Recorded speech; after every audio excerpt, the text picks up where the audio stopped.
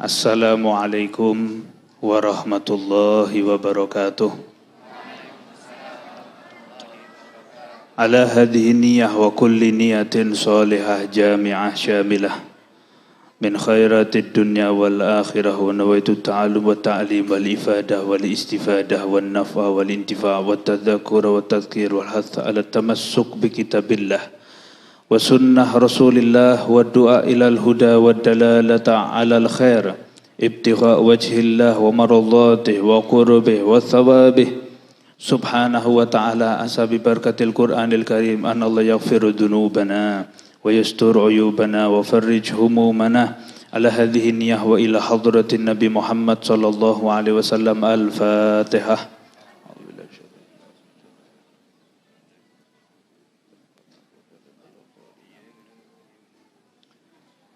Bismillahirrahmanirrahim. Alhamdulillahi rabbil alamin hamdan yuwafi ni'amahu wa yukafi'u mazidah. Asyhadu an la ilaha illallah wahdahu la syarika lah wa asyhadu anna Muhammadan abduhu wa rasuluh. Allahumma salli wa sallim wa barik wa karrim wa azzim wa majjid ala sayyidina Muhammad miftahi babi rahmatillah adada ma fi ilmillah salatan wa salaman daimaini bidawami mulkillah wa ala alihi wa sahbihi rabbi syrah li sadri wa yassir li amri wahlul 'uqdatam min lisani yafqahu qawli amin Allahumma amin. Alhamdulillah, yang saya hormati hadirin wal hadirat serta putra-putri Takmirul Islam Surakarta, wabil khusus hadir juga yang mungkin melalui virtual guru kita, sesepuh kita Mbah Yai Muhammad Idris Sofawi. Tidak ketinggalan Kyai Haji Muhammad Salim, pengasuh Ponpes Takmirul Islam Surakarta, Bapak Aris Paryanto, Kepala Sekolah SD Takmirul Islam Surakarta, Bapak Wahid Mustafa Kamal, Kepala Sekolah SD Takmirul Islam Inovatif. Tidak ketinggalan Werma Yohansah, Kepala Sekolah Madrasah Ibtidaiyah Takmirul Islam Surakarta. Begitu pula Dr. Andes Bandung Gunadi, Kepala Sekolah SMP Takmirul Islam Surakarta. Bapak Ibu rahimakumullah, alhamdulillah, dalam acara pagi hari ini yang insya Allah saya, walaupun mungkin di belakang ini saya tidak kenal siapa saja namanya putra putri kita, tapi saya ikut bangga. Mudah-mudahan mereka generasi min ahlil Quran insya Allah. Sebagaimana doa Bapak Ibu semua untuk anak-anaknya pasti yang terbaik.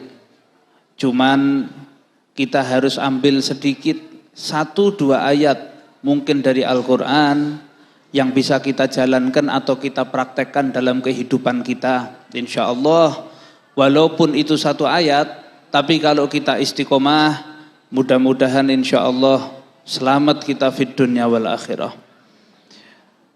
Ikhwani akhwati rahimakumullah, Bapak Ibu yang dimuliakan Allah Subhanahu wa taala. Allah memberikan kita nikmat yang semua jenis kenikmatan dari Allah di dalamnya sering kali, walaupun tidak semua, cuman sering kali di dalamnya setiap manusia itu dikatakan dalam Al-Quran innal insana khuliqa halu'a. Manusia ini tempatnya berkeluh kesah. Kalau bahasa Inggrisnya kita bilang sambat. Hobi ngeluh, dikasih nikmat ini kurang, dikasih nikmat itu masih kurang. Berbagai macam hal, semua yang Allah Subhanahu wa ta'ala berikan kepada kita, bahkan kalau kita sadari tanpa kita minta Allah ngasih. Yang kita lupa minta, Allah ngasih.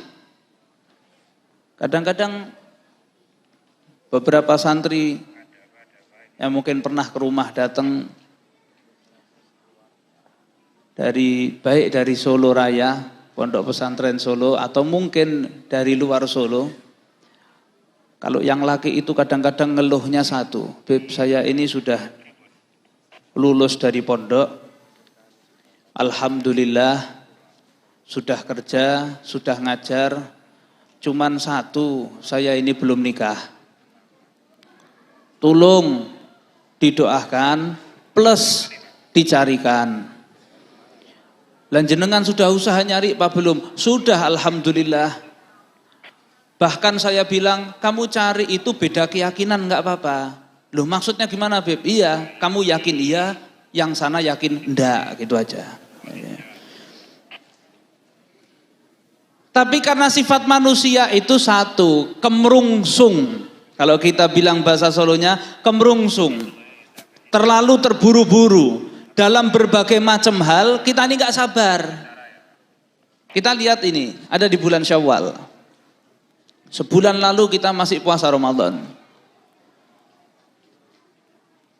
Segala halal, semua yang halal, ya, itu diharamkan sama Allah Ta'ala. Termasuk isi di kotak snack itu. Insya Allah itu halal semua. Tapi di siang hari bulan Ramadan jadi haram. Apa yang kita tunggu sebetulnya untuk balik halal lagi? Adzan maghrib. Dan itu alhamdulillah adzan yang betul-betul kita rindukan, dan insya Allah walaupun speaker masjid mati, khusus kalau bulan Ramadan adzan maghrib, dengar semua insya Allah. Tapi karena berkah adzan maghrib tadi, kita dengar adzan maghrib, kita minum, nikmat rasanya. Walau itu cuma air putih, teh, atau mungkin yang sudah lapar, dia kepingin makan. Dan itu semuanya merasakan kenikmatan yang luar biasa. Itu nikmat tersebut Anda dapat dan Anda raih, kita semuanya meraih, karena berkah rasa sabarnya. Sehingga walaupun yang gak kuat lapar, walaupun yang gak kuat sudah haus, jam 5 sore itu, jam 5 lebih 20 menit, jam 5 lebih 25 menit, kurang 5 menit, kurang 10 menit adzan maghrib, itu lihat kecoa bentuknya kurma. Ya Allah, ngenes itu, saya bilang ngenes, tuh belereng. Kadang-kadang ada yang tanya, loh kurma kok jalan sendiri? Ya memang kecoa, bukan kurma. Tapi karena dia sabar mau menunggu hingga akhirnya datang itu adzan maghrib, dia menikmati itu yang namanya hidangan dan santapan berbuka puasa. Ini yang menarik. Semua itu Anda rasakan kenikmatan itu semua karena Anda punya sifat sabar. Anda punya sifat sabar. Kalau Anda enggak punya sifat sabar, Anda akan merasakan segala sesuatunya berat. Anda akan merasakan segala sesuatunya itu enggak sesuai dengan keinginan Anda, sehingga Anda merasa terpatahkan, Anda merasa menyesal dan sebagainya. Coba. Dulu ada satu orang berdoa sama Allah Ta'ala. Termasuk tadi itu, kadang santri sowan mampir ke rumah terus ngomong, saya ini kepengen nikah, saya sudah nyari tapi saya nggak dapat. Ya terus cari usaha, ya kamu bantu dengan doa, minta orang tuamu doa, sudah. Tapi kok ya subhanallah belum ada yang cocok. Saya ini sudah 10 tahun nyari belum ada yang cocok. Kadang-kadang yang perempuan-perempuan itu lebih kesian lagi.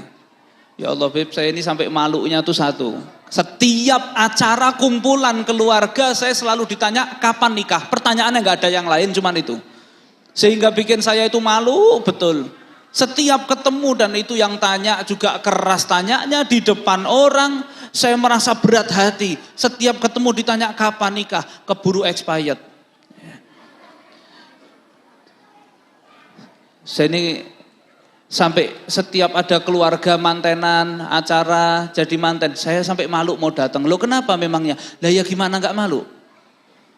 Lah wong setiap saya datang acara mantenan keluarga, mesti keluarga yang lain tanya, kapan nyusul, kapan nyusul, kapan nyusul. Sakit hati saya.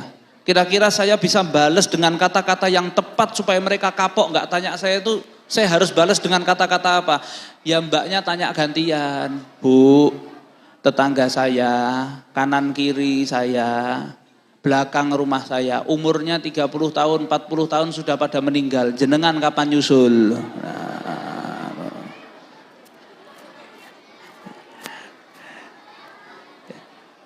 Ini kembali lagi, karena sifat yang tidak sabar. Sehingga akhirnya orang-orang itu ketika terus, nih saya kasih wirid, saya kasih doa. Dibaca doa ini, ayat di dalam Al-Quran untuk mempercepat supaya Anda cepat menikah. Dan memudahkan urusan rezeki. Apa ayatnya? Nih baca, saya kasih ayatnya. Berapa kali Beb? 100 kali habis subuh. Saya nggak ngasih di sini, jenengan bapak-bapak malah pengen moco kabeh enggoda. Saya bilang berapa kali? 100 kali habis subuh. Jawabannya apa? Kok panjang men?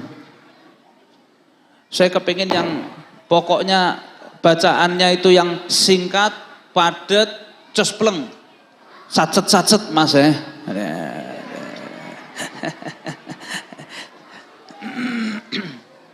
Subhanallah. Tapi karena orang itu mungkin punya keinginan yang besar sehingga dia kemudian telaten, ya Allah Ta'ala kabulkan. Guru saya, Habib Alwi bin Ali Al-Habsyi, beliau pernah mengatakan dan pernah bercerita kepada kami. Beberapa kali pernah beliau sampaikan kisah ini. Dulu ada satu anak muda yang betul-betul tekun sekali, anak itu kepingin nikah. Dan dia ketika diberikan amalan maka dia setiap tahajud, tiap malam dia bangun sholat tahajud, dia doa minta sama Allah Subhanahu wa ta'ala. Doanya simple. Allahumma nikahkan saya. Allahumma Rabbi. Ya Allah, berikan saya jodoh yang cantik. Gingsul satu sudah manis, apalagi gingsul semua. Gerandong. Doa minta, tapi tiap hari loh ini orang. Ini anak tiap hari minta berdoa sama Allah Subhanahu wa ta'ala, minta dikasih jodoh. Sebulan, 2 bulan, setahun, 3 tahun, 5 tahun, belum kabul doanya. Orang ini minta terus, gak pernah berhenti. Tiap hari mintanya jodoh, tiap hari. Sambil dia nyari. Sambil orang tuanya nyarikan, belum dapat yang pas. Subhanallah. Jadi namanya jodoh itu rezeki. Cuman seakan sudah dipasrahkan sama kita sama Allah Ta'ala. Tinggal kitanya mau apa enggak, berbuat baik apa enggak, itu semua sudah dipasrahkan kita. Karena Allah Ta'ala bilang dalam Al-Quran, Al-khabithatu lil khabithin wal khabithuna lil khabithat. Wanita-wanita yang baik untuk laki-laki yang baik. Begitu pula kebalikannya. Ini hari saya bukan bahas masalah nikahnya, tapi nilai sabarnya. Maka anak ini berdoa terus, minta sama Allah hingga satu titik. Di satu waktu, orang ini berdoa memohon kepada Allah. Nangis dia. Ya Allah, berapa tahun saya mohon sama Engkau. Saya cuma pengen nikah, ya Allah, saya pengen nikah. Maka subhanallah, hari itu yang dia biasanya setelah tahajud tidur, nggak bisa tidur. Nggak bisa tidur. Maka akhirnya dia sampai sholat subuh, lanjut nggak bisa tidur. Hingga kurang lebih jam 7.30. Orang ini memang anak muda ini buka toko di pasar, buka kios kecil di pasar. Maka dia berangkat ke pasar dalam keadaan ngantuk yang luar biasa, kena matahari dia. Dari malam tahajud biasanya tidur, ini gak bisa tidur, ngantuk dia. Saking ngantuknya, dia lihat ada kemoceng, sulak. Dia lihat kok di tengah jalan ada kemoceng. Biar gak ganggu jalannya orang, ditendang ini kemoceng. Gak taunya itu bukan kemoceng, bukan sulak. Buntutnya herder.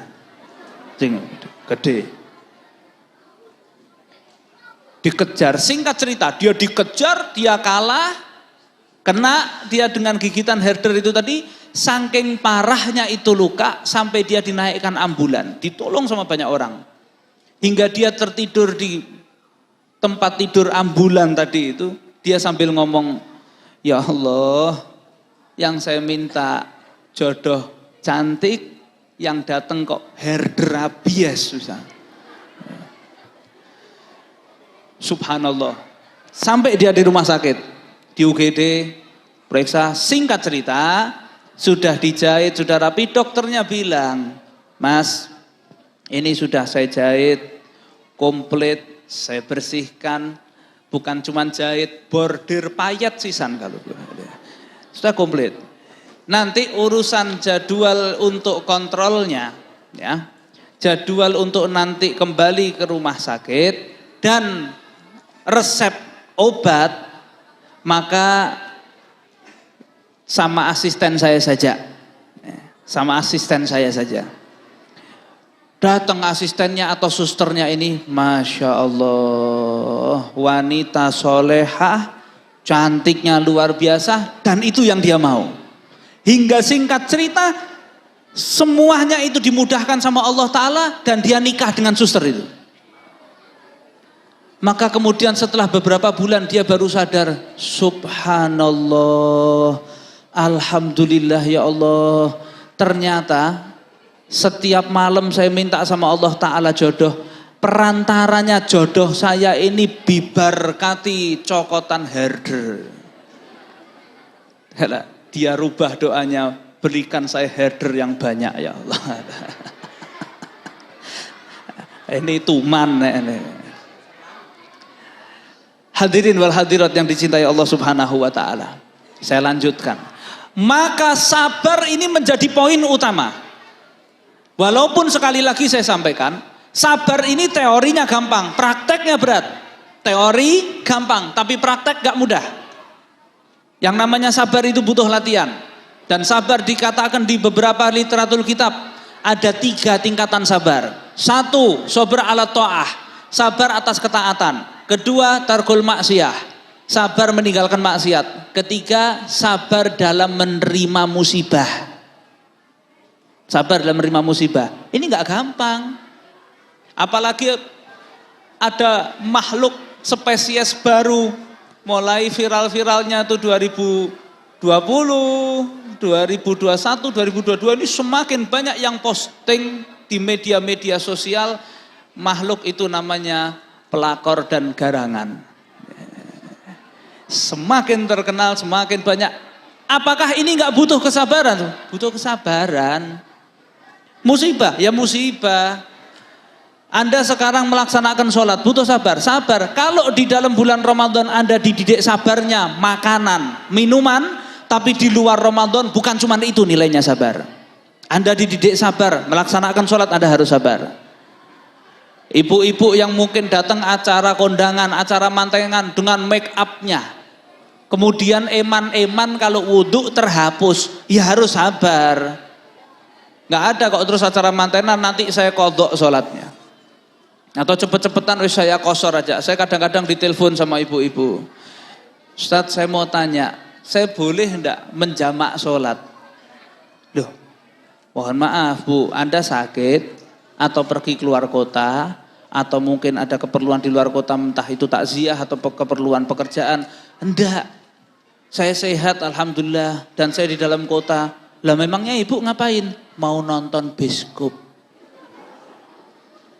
Kok enak men, terus jamak sholat, ya enggak bisa. Lah ya inilah yang terjadi, gak mau sabar. Di dalam mengarungi kehidupan ini dia gak mau sabar, ini yang jadi masalah. Sehingga kalau dia mau sabar, insya Allah orang-orang yang sabar ini dapat penyertaan Allah. Innallaha ma'as sabirin. Sehingga kita ambil nilai dari Al-Quranul Karim. Orang-orang yang sabar itu digambarkan sama Allah Subhanahu wa ta'ala, termasuk tujuan daripada bulan Ramadan, la'allakum tattaqun. Jadi orang takwa. Dan dalam ayat yang lain Allah Ta'ala mengatakan, Wasari'u ila maghfiratin min rabbikum wa jannatin arduhas samawati wal ard uiddat lil muttaqin. Cepat-cepat menuju ampunan Allah. Dan menuju surga Allah Ta'ala seluas langit dan bumi, semua disiapkan untuk orang-orang yang takwa. Tapi Allah Ta'ala ngasih clue. Allah Ta'ala juga ngasih bocoran. Siapa itu orang takwa? Alladzina yunfikuna fis sarra'i wad-dharra. Orang-orang yang takwa itu termasuk yang akan mendapatkan surga itu adalah orang yang punya hati dermawan, lomo, badlin nada, orangnya enggak pelit. Bayangkan dalam hadis saja sampai dikatakan al-bakhilu, cara solo al-utilu, ba'id minallah, jauh dari Allah, ba'id minal jannah, jauh dari surga, ba'id minan nas, jauh dari manusia, qarib minan nar, dekat sama neraka. Bakhil, orang yang bakhil. Berapa banyak orang-orang di zaman ini yang gak sabar nafkahi orang tuanya. Saya gak ngomong nominalnya dia kaya apa miskin, saya gak ngomong. Tapi berapa banyak anak-anak di zaman sekarang ini pelit sama orang tuanya. Kira-kira ini orang-orang yang kayak gini bakal sukses? Mustahil sukses. Gak mungkin sukses.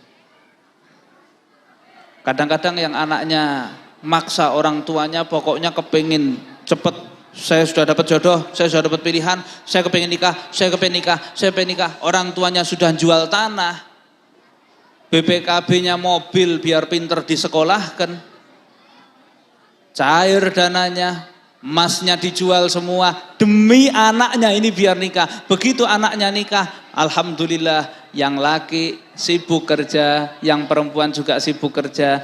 Terus mereka dikasih momongan sama Allah Ta'ala. Lah yang momong anaknya siapa? Sinten? Banyak ada ini? Oke, itu nggak masalah atas kerelaan mereka semua. Tapi kira-kira anaknya kemudian sebulan sekali datang nggak sama orang tuanya yang ngewangi momong itu tadi, kemudian ngasih, bu, nggak ketang nemplei salam tempel 1 juta, 1.500.000, kira-kira gitu nggak? Terima kasih bu, sudah dibantu momong. Coba kalau bayar babysitter 1 juta, saya babysitter, dijual anaknya. Tapi orang tua ditinggal, kadang-kadang datangnya setahun sekali, alah ya Allah. Bawanya ya black wafer itu tadi bonusan pabrik, dibuka rengginang, alah. Wes remuk. Berat ini. Yuk kembali lagi. Yang kedua, wal kadhiminal ghaidha, yang bisa nahan marah. Maksudnya begini, ketika marah dikendalikan. Ketika marah dikendalikan. Mungkin ya, saya nggak ngerti, ini mungkin ya. Sekarang ini detik ini atau dari tadi, ibu-ibu, bapak-bapaknya, tapi khususnya ibu-ibu ini. Mungkin melihat anak-anaknya di belakang ini. Ada yang tingkah sudah gemes mungkin. Enggak bisa diem. Saya nggak lihat ke belakang, cuma lihat ekspresinya jenengan kelihatan.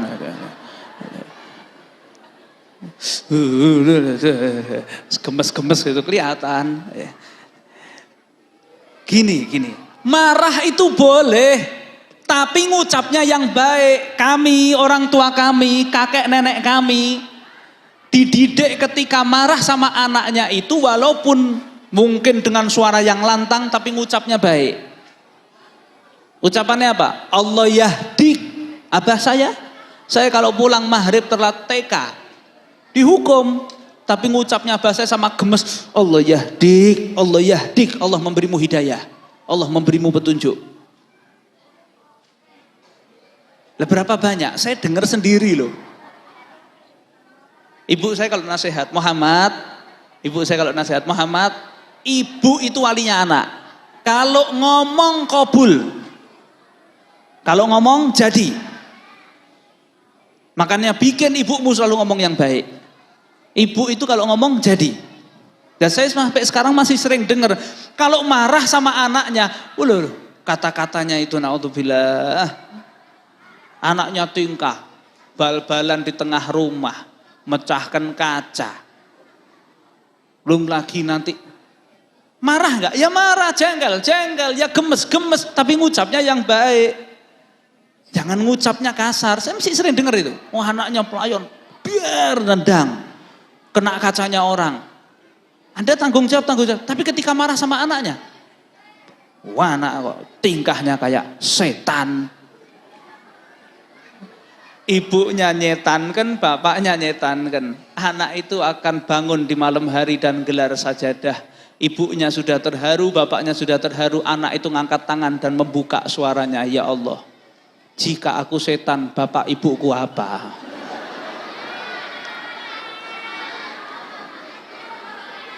Seneng kabeh modelnya ketok ngono. Sallu ala Nabi Muhammad. Sallu ala Nabi Muhammad. Ini bahaya. Jadi kalau marah sama anak itu bagaimana? Marah tapi ngucapnya. Nerima rapot. Matematika dapat 2. Wah, Anda tuh megang gelas, pecah gelasnya. Gak apa-apa.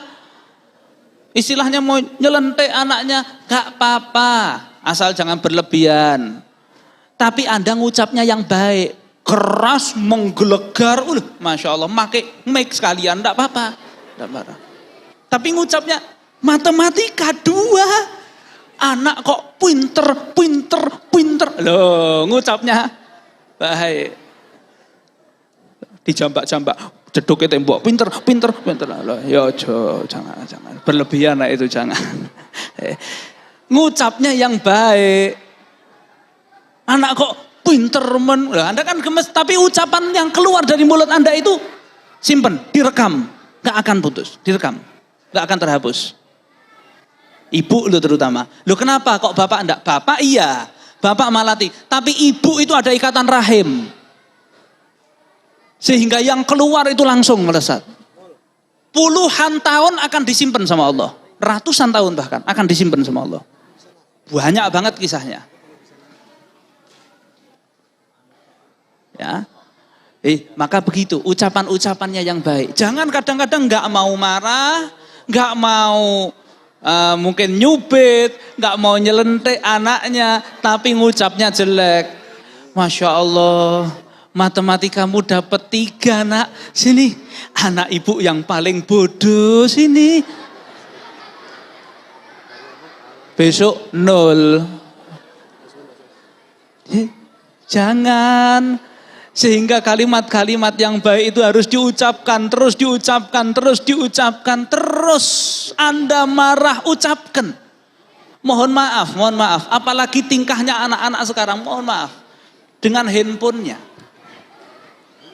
Ibunya jengkel, marah. Ngegame terus anaknya. Wes, Masya Allah. Masuk dalam thoriqoh Mabariyah. HP miring. Ngegame terus. Ibunya marah. Lah ibunya kalau maghrib tiktokan. No. Joget, mencucu.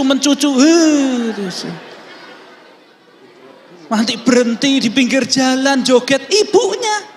Ya Allah, saya lihat kayak gini nih, saya kepengen usul sekalian kalau gitu tuh jangan di pinggir jalan, di jalan tol, sisa enggak apa-apa. Insya Allah kan husnul khotimah. Ya. Anak itu akan melihat perilaku orang tua. Anak itu akan lihat apa yang diucapkan sama orang tua. Imam Ghazali bilang, yang dicontoh dari anak itu bukan cuma ucapan Anda tapi perilaku. Dan perilaku 1000 kali lipat lebih mengena dibandingkan hanya cuma ucapan dari orang tuanya. Perilaku itu lebih mengena 1000 kali lipat ketimbang hanya sekedar ucapan. Sehingga anak melihat orang tuanya, nyontoh sama orang tuanya. Sekarang semua nyetatus, semua harus masuk status, semua harus diposting. Loh kalau selama itu baik ya fan-fan aja silahkan. Tapi yang jadi masalah Kadang hal-hal ini sudah menunjukkan urat malunya seseorang itu sudah putus. Ini bahasa saya, urat malunya orang zaman sekarang kadang-kadang sudah putus. Saya nggak ngomong semua, tapi rata-rata banyak banget. Bagaimana itu? Dengan handphonenya, dia karena melihat orang-orang yang ada, teman-temannya yang ada di kontaknya, posting semuanya, maka dia terpancing juga ikut pengen posting. Bukan nggak boleh, kalau selama itu pantas nggak apa-apa. Ini kadang-kadang mohon maaf. Bapaknya atau ibunya di rumah sakit, di ICU, nafas sudah nggak nyampe penuh, kayak orang nyelem itu. Sudah koma, nggak bisa ngapa-ngapa, difoto sama anaknya, jebret, dimasukkan Facebook, fotonya diupload, mohon doanya lur. Bapakku, loh, mohon doa itu boleh dan itu anjuran, tapi mencantumkan foto yang nggak pas. Ibunya, mohon maaf saya sampaikan karena ini terjadi. Itu sudah kebuka auratnya, nggak ketutup bagian kakinya, mending nek mulus wis keriput kabeh. Difoto, ya Allah, terus dimasukkan, nggak pantas. Dan ini loh bahaya, orang sekarang sudah syaraf malunya sudah putus tuh ya yang ini. USG live streaming, Masya Allah, obah-obah, ada obah ya dikiret. Nah, ya ini jadi masalah karena orang-orang ini lah, apalagi nanti generasi penerus kita. Ini Masya Allah generasi membanggakan semua ini, insya Allah solihin solehat mudah-mudahan. Lah ini bagaimana nanti generasi penerus kita? Semua itu contoh dari orang tuanya. Orang tuanya memberikan pendidikan yang baik sama anaknya. Orang tuanya harus selalu mendoakan anaknya. Pertama tadi sudah doa. Kemudian pendidikan. Bagaimana? Jangan anak dilepas dengan handphonenya. Kemudian lihat ceramah pengajian Anda bangga. Anda harus lihat dulu yang ceramah siapa di YouTube itu. Anda harus lihat dulu siapa ustadznya. Anak itu butuh dituntun, jangan ketika sudah terserah, nggak apa-apa, anak saya sudah besar, biar milih sendiri, nggak boleh. Orang tua sampai kapanpun, walaupun anaknya sudah berkeluarga, sudah punya anak, tetap ikut-ikut. Walaupun ikut-ikut ini adalah dalam satu batas tertentu, tanda kutip. Saya akan masuk di inti-intinya saja ini. Bagaimana itu? Saya punya satu kisah. Ada satu anak kelas 2 SD. Anak ini ngomong sama bapak ibunya, ayah, bunda, nanti kalau liburan sekolah saya mau pergi ke Surabaya, tempatnya kakek Mbah Kung. Bapaknya itu sama ibunya hanya cuma sekedar ngomong, oke, yang penting kamu kerja keras, usaha, belajar. Kalau nilaimu bagus, ranking 1, berangkat liburan ke Surabaya. Bapak ibunya itu ngomong gitu karena yakin anaknya nggak mungkin ranking 1. Karena sudah tahu standar anaknya ini. Maka bapak ibunya cuma ngomong, kalau ranking 1 kamu berangkat. Subhanallah, anak itu belajar serius, malam ujian dia bikin kepean. Fotokopi perbanyak, masukkan kaos kaki. Wah, Masya Allah, coba banter kok ngerti beb? Iya, pengalaman. Belajar di waktu ujian dia contoh teman-temannya yang ranking. Wah, subhanallah, dimudahkan sama Allah. Japlaannya keluar, nyontohnya gampang. Singkat cerita terima rapot ranking 1 predikat terbaik. Gurunya gumun, orang tuanya juga gumun. Tapi orang tuanya lupa kalau punya janji. Anaknya mengingatkan, Bapak Ibu aja belenjani janji. Harapanku pergi ke Surabaya, jangan sampai saya punya harapan mendung tanpa hujan. Apa nak? Loh kok apa? Lah saya kan mau pergi Surabaya janjimu. Bingung. Karena mohon maaf dalam segi ekonomi keluarga ini sangat-sangat kurang sekali. Sehingga ketika anaknya nuntut bapak ibunya sidang isbat hari itu. Rapat. Penetapan anak ini berangkat apa enggak. Kalau berangkat berdua nggak bisa pulang. Nggak cukup uangnya. Akhirnya diputuskan anak ini harus berangkat sendiri. Oke. Kelas 2 SD, naik kelas 3, ke sekolah saja diantar, dekat sekolahnya, apalagi ini berangkat Surabaya, dan akhirnya diputuskan cocok, bapak ibunya ikhlas, sudah berangkat sendiri, bismillah. Anak satu-satunya padahal. Singkat cerita, anak itu diantarkan ibunya, naik ke atas bis, sudah dibelikan tiketnya semua, dikasih sangu, bawa tas, ibunya pesen, apalagi anak satu-satunya. Ibu ini cerewetnya luar biasa, ngomong sama keneknya, Pak Kenek, jangan lupa titip anakku, ini lo tiketnya, nanti Surabaya lo ya. Pak Kenek, anakku nggak paham apa-apa, pokoknya nanti kalau sudah jalan, anak saya dikasih tahu, nanti berapa menit lagi, dan saya pesan satu Pak Kenek, kalau sampai Jombang, anak saya dikabari, jangan lupa lo Pak Kenek, anak saya nanti dijawil kalau sampai Jombang, anak saya, Jombang dipesan, iya Bu, kata Keneknya. Sudah turun. Iya. Saya tenang aja. Subhanallah. Itu ibu itu mau pisahan sama anaknya kayak pamitan haji. Diadani barang komplit. Sampai anak itu akhirnya naik di bis, duduk, berangkat ini bisnya.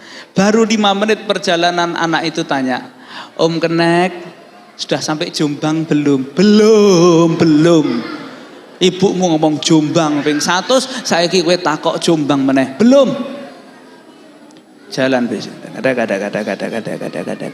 15 menit. Om Kenek sampai Jombang? Belum. Sekarang ini saya sama Keneknya terus sih. AC-nya diputer, distelkan yang baik, kursinya, hingga anak itu tertidur pulas dan bis itu terus melaju. Subhanallah, hawa itu mendung, bis yang dingin penuh dengan AC yang lengkap. Gerimis, akhirnya kernetnya ngantuk, ikut tidur. Jalan itu bis, Kenek itu melek, terbuka matanya, lihat tulisan selamat datang Surabaya. Langsung ngomong mas supir, rating, sen, gini. Loh kenapa kata supirnya? Itu anak, Kenek itu nunjuk itu sampai takut. Anak itu masih tidur. Itu anak, saya dipeseni ibunya. Dia nggak ada orang tuanya, itu anak turunnya Jombang. Loh kamu gimana? Saya nggak mau tanggung jawab. Iya oke.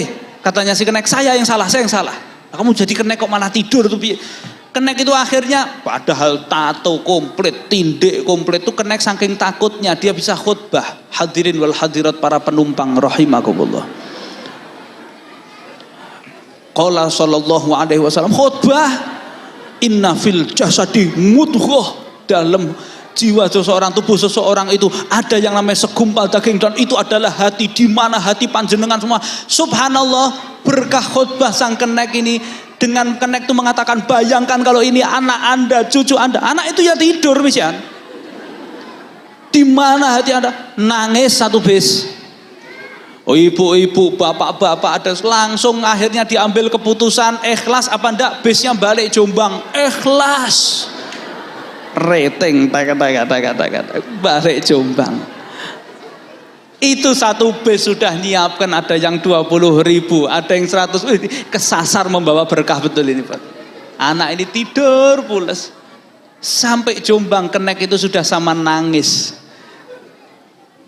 Melek oleh tangi, bangun nak, bangun.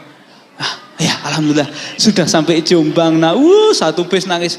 Anak itu ngeluarkan tasnya di balik depan. Loh, nak turun. Ini nomornya pamanmu tadi sudah saya hubungi. Turun sudah dibayar. Loh, iya Pak Kenek. Anak itu buka tasnya. Loh, turun no. Loh, saya turun Surabaya.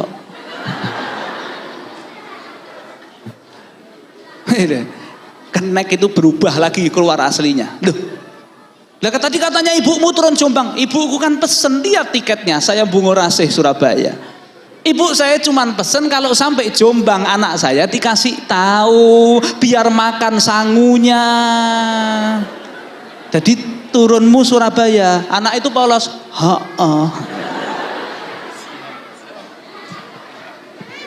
Saya mau tanya, kasus ini yang salah tuh siapa? Kenek, nggak bisa. Yang salah itu ya orang tua. Kenapa melepas anak begitu saja? Ini yang jadi pelajaran sebetulnya dalam kehidupan kita. Jangan sampai ini terjadi. Anak dilepas begitu saja, nggak bisa. Dah. Ini sampai jam berapa, Pak Wahid? Saya ngikut jamnya. Selesai? 5 menit lagi? Oke. Karena mungkin banyak yang punya agenda ini, ya. Persiapannya sudah persiapan liburan sekalian modelnya. Jadi saya singkat, intinya adalah tidak ada orang tua yang punya cita-cita anak sama atau lebih rendah. Orang tua punya cita-cita, semua menginginkan anaknya lebih sukses dari dirinya. Tidak ada orang tuanya misal naudzubillah ada di tahanan penjara kota, kemudian digeladak misal, terus orang tuanya di dalam jeruji besi sama ngomong, ya Allah, hari ini saya di sini, mudah-mudahan anak saya naik pangkat, naik makom di Nusa Kambangan. Tidak ada. Nggak ada orang tua yang normal menginginkan insya Allah anaknya lebih sukses dan lebih baik. Orang tuanya walaupun seburuk apapun, mudah-mudahan yang diinginkan sama orang tuanya, anaknya punya prestasi yang baik. Orang tuanya kaya, anaknya jauh lebih kaya insya Allah. Yang diinginkan orang tua itu begitu. Maka 3 tadi harus dijalankan. 1, 3 tadi doa. 2, Anda memberikan contoh yang baik sama anaknya. 3, Anda jangan pernah lupa membimbing anak Anda. Jangan pernah lupa memberikan contoh yang baik. Ini yang terakhir sebagai penutup. Kalau ada masalah orang tua, anaknya nggak perlu disangkut pautkan. Mohon maaf, berapa banyak masalah rumah tangga itu hal biasa. Semua punya masalah. Yang besar-besar kan ya kita sendiri. Tapi kenapa kok anak itu harus tahu? Kalau pun tahu oke, kenapa anak harus ikut-ikut? Anak itu datangi ibunya dalam kondisi nangis, ibunya nangis, tisu, anduk, keset sudah buat komplit. Wes mesek-mesek.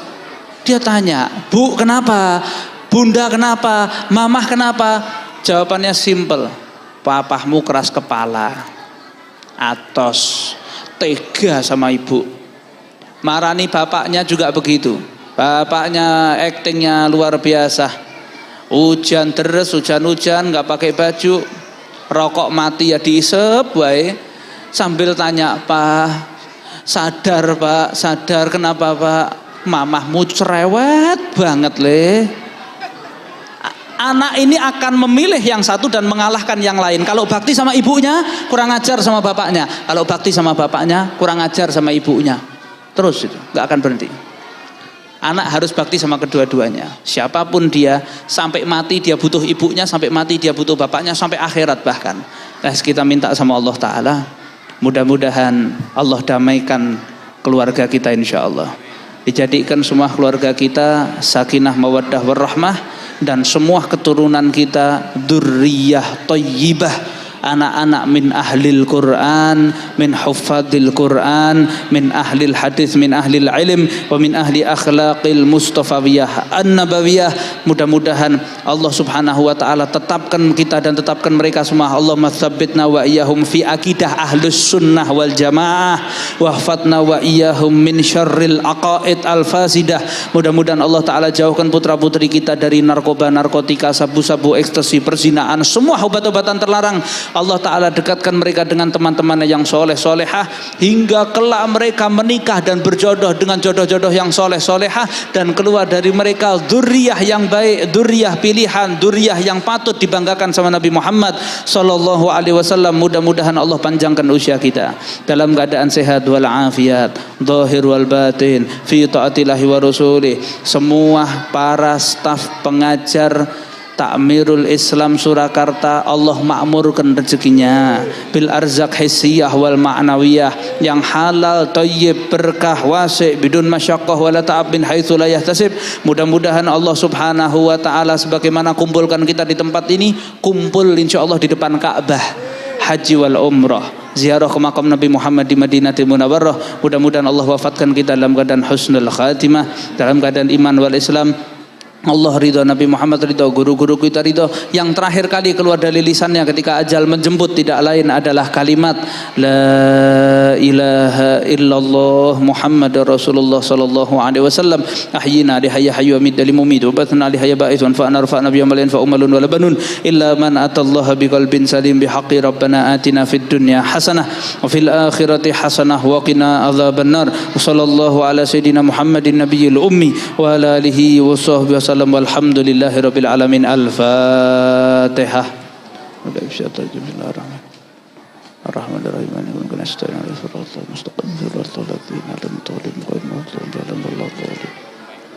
Amin ya rabbal alamin. Kurang lebihnya saya mohon maaf, banyak kekeliruan, kekhilafan, salah kata dan sebagainya. Mohon maaf lahir dan batin. Wallahul muwaffiq ila aqwamit thoriq. Assalamualaikum warahmatullahi wabarakatuh.